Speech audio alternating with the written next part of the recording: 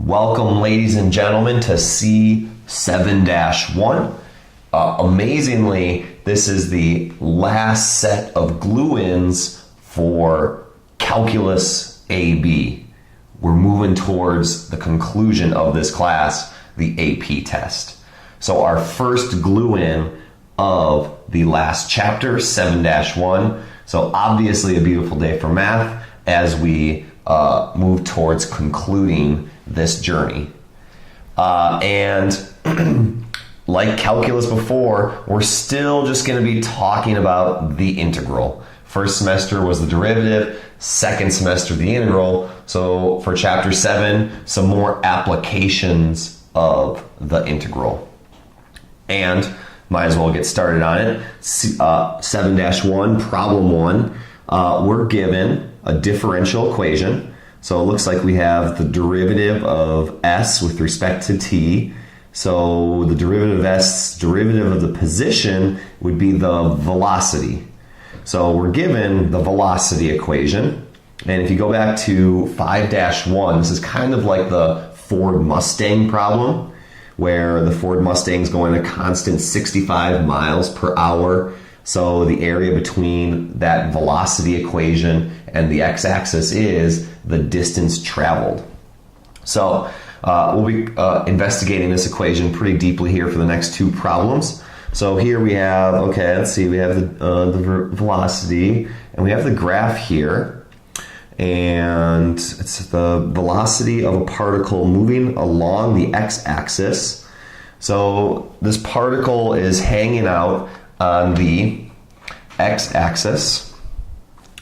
So really, it's only moving to the right, this particle, or moving to the left. So it just stays on the x-axis. So if it's moving to the right, the velocity is positive. And if it's moving to the left, the velocity is negative.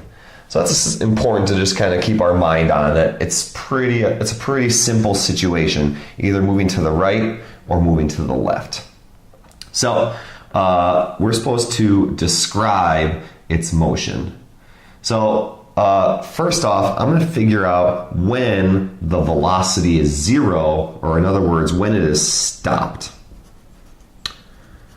So stopped at t equals, so I want to find out when does the velocity equal zero. So I've already entered in the equation, and I'm going to change my window to match what we have on the little picture given to us. And it looks like the x-axis is going 0 to 5, and the y-axis is going from -10 to 30, and it looks like it's going up by 5s. So we should have a pretty good replica of that graph. Okay, so when it's 0, when the velocity is 0, when it's stopped, would be right there. So I'm going to do second calc, going back to like one of our first glue-ins in this class, using the calculator to find the 0. So boom, press enter twice. So it is stopped when x, or in other words t, is 1.255. Stopped at 1.255 seconds. All right, so we're describing its motion. So after that, the velocity is positive, the y values are positive, so that means it's moving to the right. So it's moving to the right when, I guess I should say moving right when the t needs to be bigger than that 1.255, but then less than or equal to 5.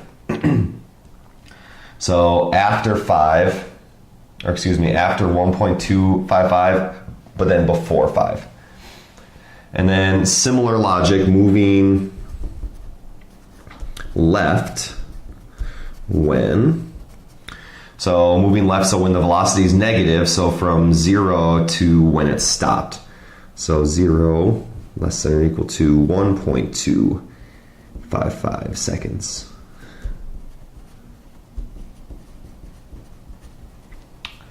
There, we have described the motion.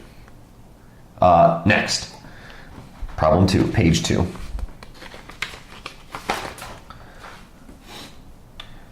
Suppose the initial position in 1 is 9. What is the particle's position at t equals 1?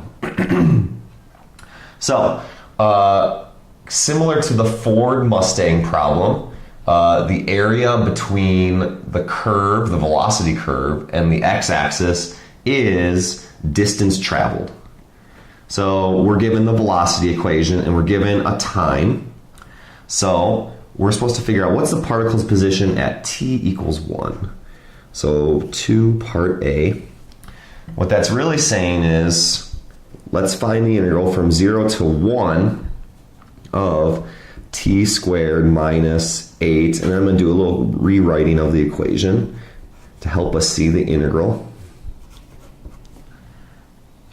So we're supposed to find the distance traveled after 1 second. So we're going to take the integral from 0 to 1. So we need to do the antiderivative. So the antiderivative of t squared would be 1/3 t to the third. Now this is a little funny, but this is actually not so bad. So the outside function is this raising to the -2 power. So I'm going to leave that all alone. And then I'm going to add 1 to the exponent, so that'd be -1. And that used to be a -8, but then if I take the derivative of this outside function, I should really have a +8, because then when I take the derivative of that 8 and then the -1 pops down, it makes it negative. And then plus c. And then we're going to evaluate that from 0 to 1. So this is an easy little chunk right here, because inside that parentheses, it's 1t plus 1. Because then when we take the derivative of the outside function, the -1 pops down and makes that -8. And then we subtract 1, so that'd be -2. And then we have to take the derivative of this inside function, t plus 1. Well, the derivative of t is just 1, and the derivative of 1 is 0. So this inside function makes this easy. So we now need to evaluate that integral. So we plug in 1 and 0. So let's see, 1/3, 1 to the third, plus 8. And then I'm going to move that parentheses down so we can see what we have here. 1 plus 1 plus c minus, so using the fundamental theorem of calculus. So now I plug in 0. So 0 to the third plus 8 over 0 plus 1 plus c. And now I can clean this up. So that would be 1/3. That would be 4 plus c minus 0. And then minus, that would become 8. And then minus c. Okay. Let's see, I need to clean this up. So let's see, I'm in thirds now. So let's see, 1/3, and that would be 12/3. The c's, the 0, the c's cancel, and then minus, let's see, 8 times 3, 24/3. Which, let's see, 12 minus 24 is -12, plus 1 is -11/3. So after 1 second, the particle has moved backwards -11/3 centimeters, which makes sense if we look back at our graph. From 0 to 1.255, that particle is moving backwards to the left. So that would make sense that our answer here from 0 to 1, which is a little bit less than 1.25, it'd be negative because it's moved to the left. It's moved backwards during that time. It hasn't done any forward motion. But we're not done, because It's saying, what is the particle's position at t equals 1? And we also have this initial position. So we have a little bit of a calculation to do here. So position is equal to the initial position plus the displacement. So where did it start and where did it move to after the time passed? So position. So the initial position was 9 centimeters. According to our problem, way back at the top here, we're right here. Initial position is 9.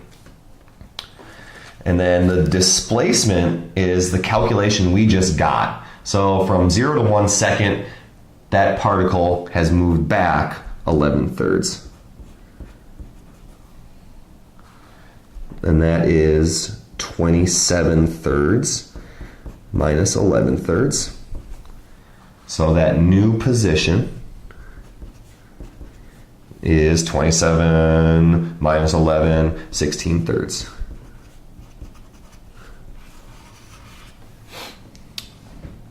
Okie dokie.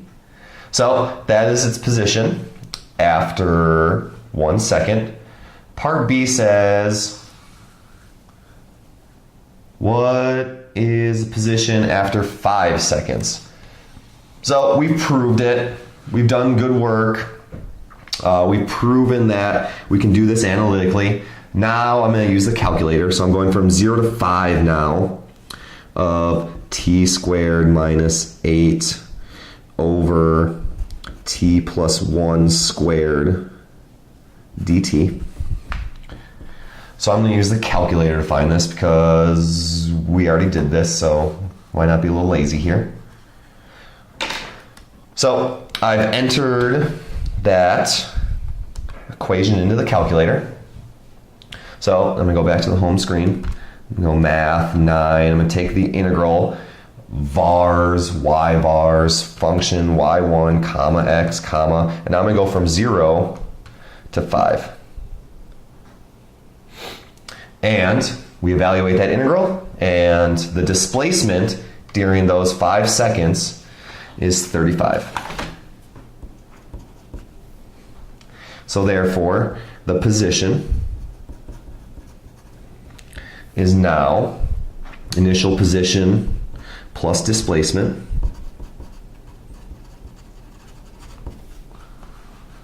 so position equals 9 plus, and then the displacement is 35.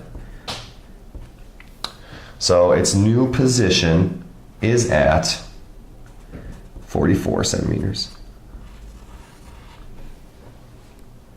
But notice how this new position, this includes the fact that it went backwards for a little bit, and then it went forwards or to the right for a lot of it. So its total distance traveled is going to be more than what this 35 includes. So this 35 has some negative distance traveled and some positive distance traveled. And if you look at that graph, again, it was moving backwards to the left at the start of its trip, and then it stopped and started moving forward. So the total distance traveled is greater than this 35.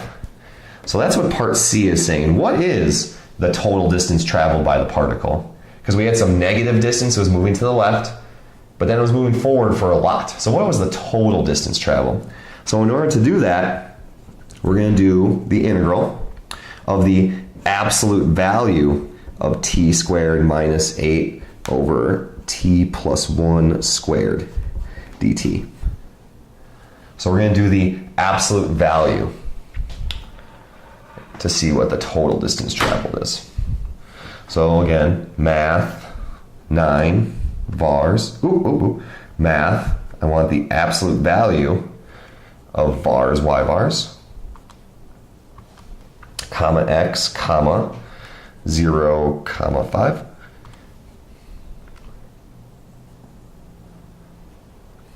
And we get the total distance traveled being 42.586 centimeters.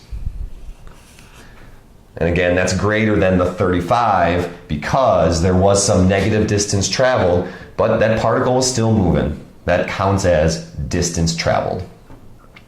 Alrighty, moving on. Problem 3, page 3.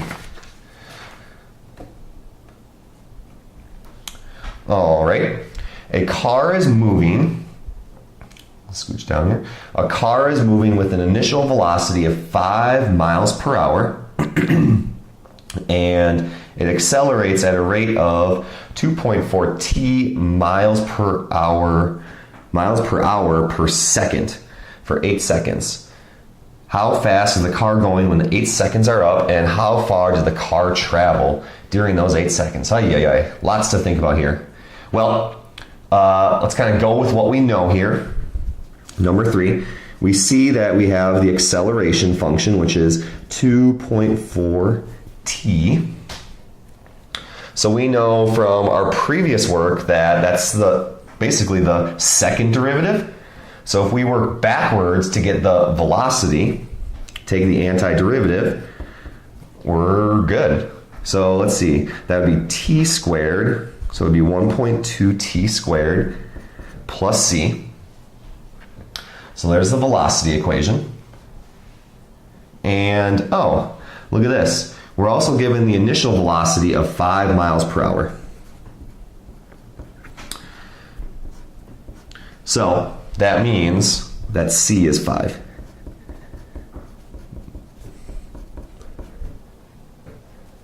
Boom. So there's our velocity equation. And part A says, how fast is the car going when the 8 seconds are up? So here's one where it's, wow, it seems really complicated, but just kind of think about what we have here. We have the velocity equation, and if we plug in time, it would tell us the velocity. So this is just saying, let's find v of 8. So 1.2, 8 squared, plus 5. So I'm just going to do that calculation.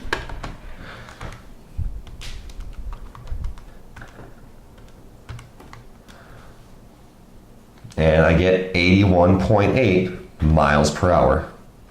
So this is just a matter of doing the calculation.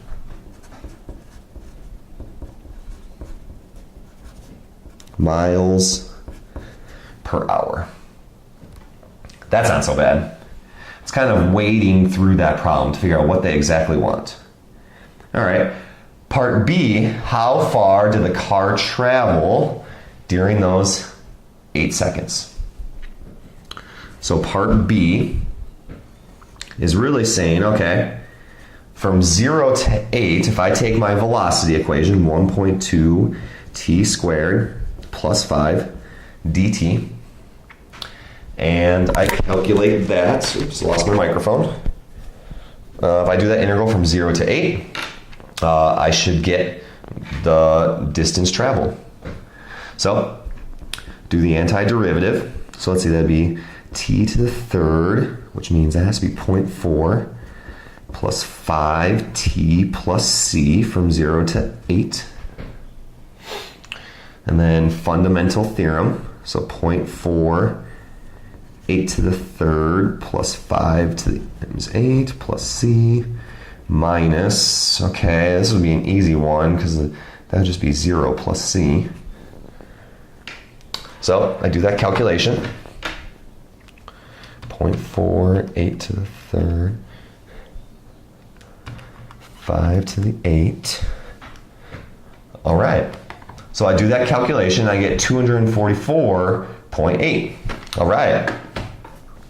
So, during those 8 seconds, the car has traveled 244.8 miles. Well, that doesn't make sense.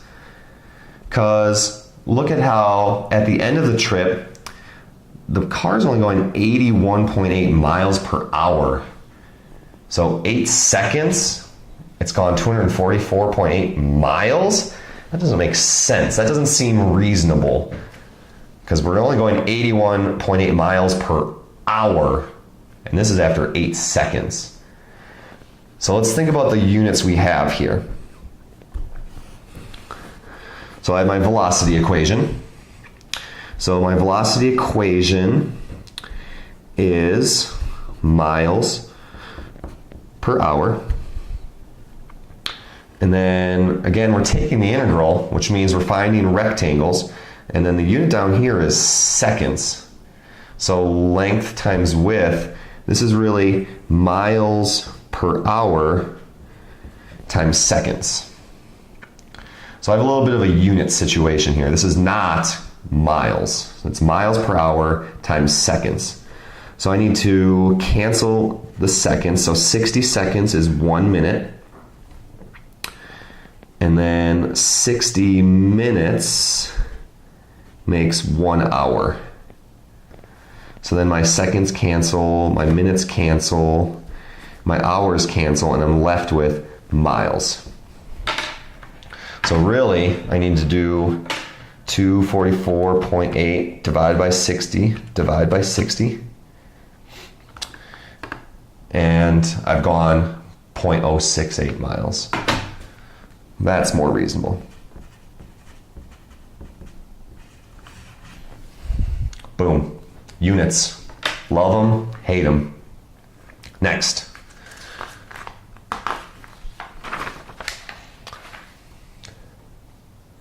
All right. From 2000 to 2010, the rate of natural gas, this is key word, the rate of natural gas consumption in a particular country was blah, blah, blah, millions per cubic feet per year, with T being years since the beginning of 2000. So this problem starts in 2000. How many cubic feet of natural gas were consumed from the beginning of 2002 to the end of 2003? So the key word here is the rate of natural gas consumption. Kind of similar to the rate of change is velocity. The rate of change, velocity is the rate of change position of something. So this is the rate of consumption. So the learning target here is if we're given the rate of consumption of something, it's basically the same process of finding the total distance traveled if we're given the velocity equation, the Ford Mustang problem.